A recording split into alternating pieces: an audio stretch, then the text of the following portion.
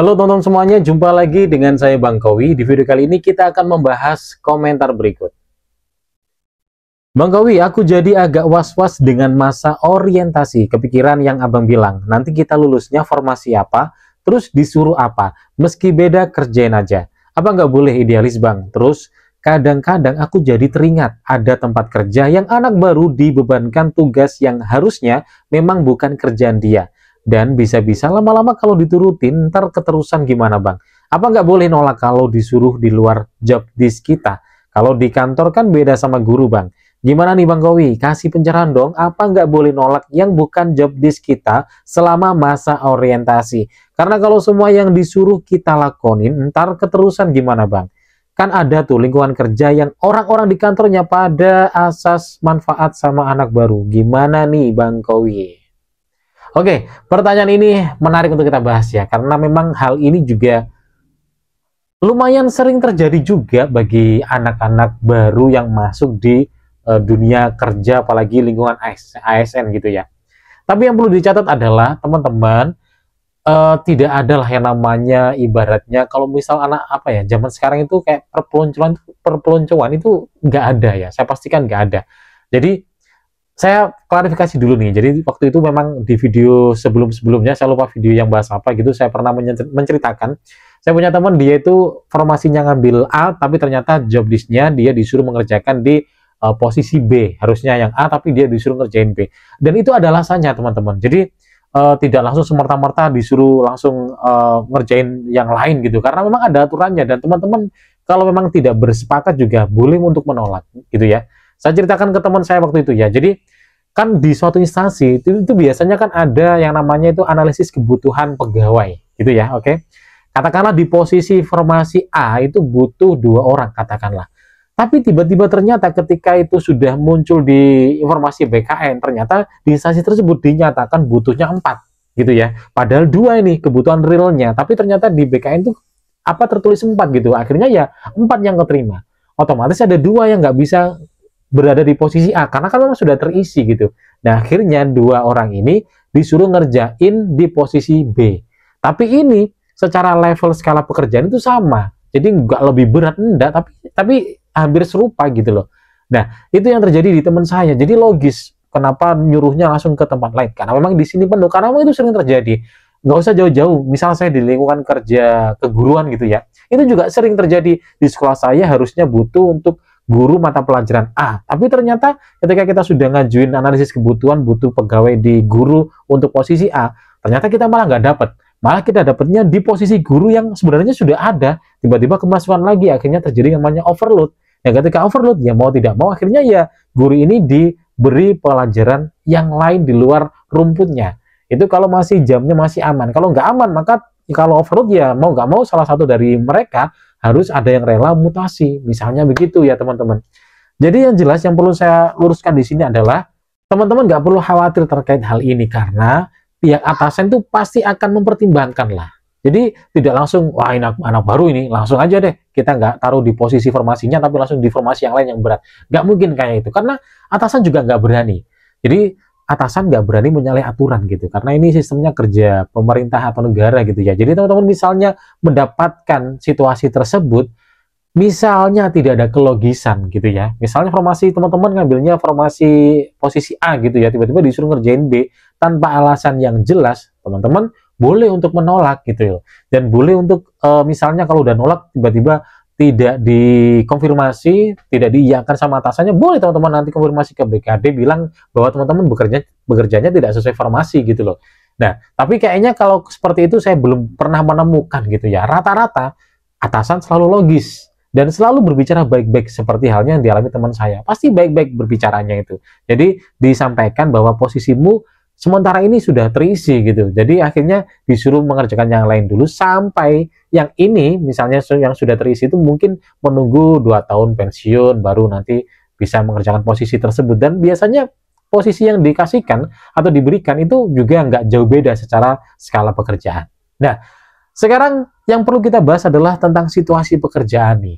Karena tadi disinggung takutnya dibebani beberapa pekerjaan yang lebih gitu kan dari formasi pekerjaan yang harus dilakukan atau job desk gitu ya. Nah teman-teman, kalau hal ini memang lumayan sering. Apalagi di dunia keguruan itu banyak, apalagi guru-guru yang di sekolah SD itu sering mereka harusnya guru, malah disuruh menjadi bendahara juga, menjadi operator juga, dan di kantor lain juga kayaknya juga hampir serupa gitu ya. Kalau seperti itu ya kita nggak bisa menolak karena memang itu adalah sebuah keadaan yang darurat. Misalnya seorang guru disuruh mengerjakan bos karena memang tidak ada pegawai untuk mengerjakan posisi itu, akhirnya ya yang disuruh adalah guru gitu loh. Termasuk di kantor-kantor yang lain bisa jadi itu terjadi, mungkin karena kekurangan pegawai dan kantor itu tidak bisa mengambil tenaga honorer gitu dan harus tenaga PNS. Nah mungkin saran aja nih, mungkin saran ya, jadi saran buat teman-teman agar teman-teman tetap aman di posisi job desk-nya dan tidak dibebani untuk posisi job desk yang lain yang di luar formasinya. Ini saran dari saya dan saya sering menyampaikan ini ke teman-teman saya yang mereka baru menjadi seorang ASN. Perlu dicatat dan diingat-ingat. Teman-teman, saran saya adalah ketika nanti teman-teman ketika mulai bekerja, cukup tampakkan skill teman-teman di area tupoksi formasi yang teman-teman ambil, oke? Jadi cukup tampakkan skill di area situ. Meskipun teman-teman adalah basicnya mungkin multi skill gitu ya, ada skill yang di luar job list-nya, tolong jangan ditampakkan agar tidak mendapatkan beban kerja tambahan. Misalnya nih, paling simpel aja deh, di dunia saya adalah dunia keguruan misalnya ya. Katakanlah saya ini guru bahasa Indonesia dan saya ini punya skill tambahan, katakanlah saya jago ngedit video, saya jago ngedit desain grafis misalnya, saya jago mengeditori sebuah tulisan misalnya.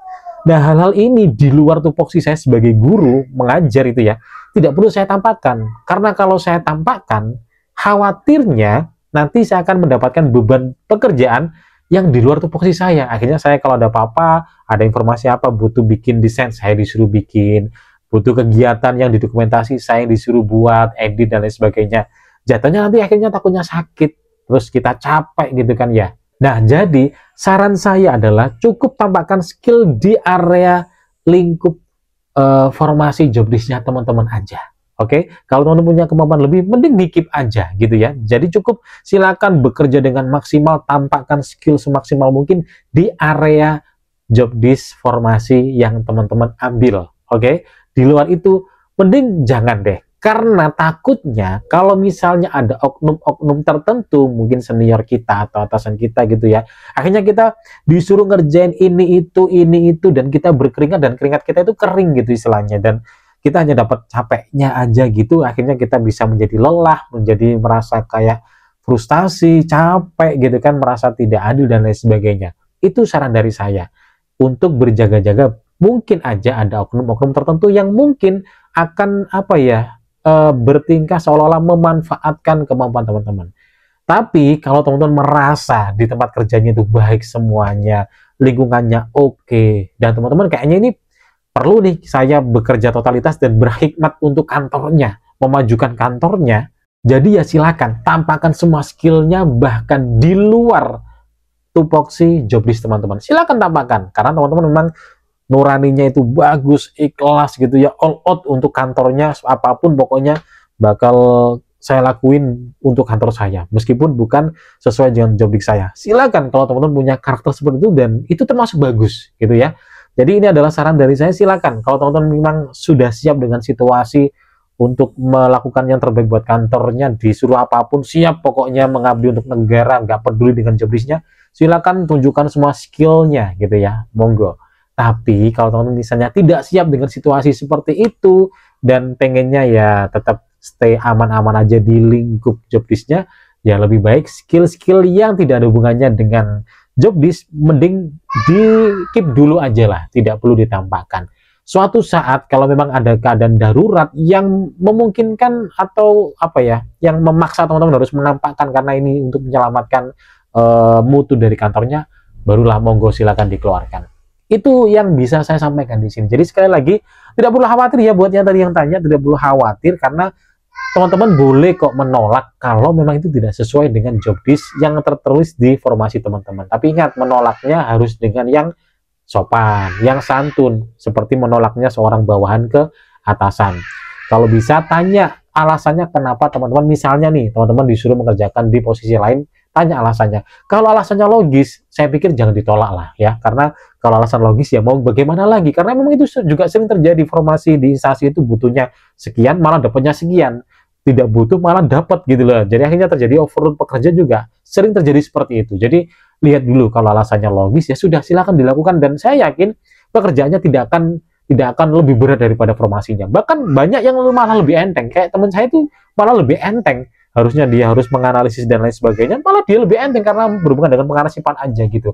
Jadi itu teman-teman yang bisa saya bagikan di sini. Sekali lagi, itu saran saya. Jadi silakan dicermati dan dilaksanakan sesuai dengan kebutuhan dan nurani teman-teman nanti di dunia pekerjaan sebagai seorang ASN ya. Semoga bisa bermanfaat dan membantu mencerahkan teman-teman yang mungkin punya pikiran yang sama, kekhawatiran yang sama, biar nggak khawatir lagi. Oke, terima kasih sudah nonton video ini dari awal sampai akhir, dan kita jumpa lagi di video berikutnya. Sampai jumpa.